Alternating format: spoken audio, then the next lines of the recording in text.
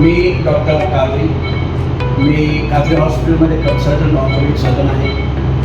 आमच्या कादरी हॉस्पिटलमध्ये सर्व प्रकारचे ऑर्थोपेडिक ऑपरेशन होतात. सोलापूर येथील गुरु नानक चौकामध्ये सुरू होत असलेल्या 100 बेडेड महिला हॉस्पिटल व 100 बेडेड जनरल हॉस्पिटलचं काम अद्यापही अपूर्ण अवस्थेत आहे. या हॉस्पिटलमध्ये फर्निचरची निविदा प्रलंबित असून ते काम पूर्ण होण्यास अद्याप 6 महिन्यांचा अवधी लागण्याची शक्यता आहे. असं असताना आरोग्य विभागानं राजकीय दबावतंत्रातून सार्वजनिक बांधकाम विभागाकडून ही हॉस्पिटलचा ताबा घेतलाय. याचं कारण येणारी लोकसभा निवडणूक डोळ्यासमोर ठेवून सत्ताधारी पक्ष या हॉस्पिटलचं काम अर्धवट असताना सुद्धा या हॉस्पिटलला खासगी कंपनी चालवायला देऊन उद्घाटन करण्याची तयारी करतायत. या हॉस्पिटलमध्ये नोकर भरती करण्याकरता खासगी कंपनीस कंत्राट देण्यात आलंय. या कंपनीद्वारे BMS doctor, ANM, GNM nurses, ward boy, मामा मावशी, टेक्निशियन, सफाई कामगार यांची भरती करण्यात येणार आहे. या कर्मचाऱ्यांची भरती करत असताना कोणतीही परीक्षा न घेता सत्ताधाऱ्यांच्या वशिल्याने नियुक्ती करण्यात येते. त्यामुळे जे उमेदवार या पदासाठी पात्र आहेत अशा उमेदवारांना सरकारी नोकरीपासून वंचित राहावं लागणार आहे. त्यामुळे ही कर्मचारी भरतीसाठी खासगी कंपनीला दिलेलं कंत्राट तात्काळ रद्द करून सरकारी नियमानुसार कंत्राटी भरती घेण्यात यावी व नियुक्ती देण्यात यावी. या हॉस्पिटलची कोणत्याही परिस्थितीत खासगीकरण करण्यात येऊ नये. तसं झाल्यास त्याचं तीव्र आंदोलन छेडण्याचा इशारा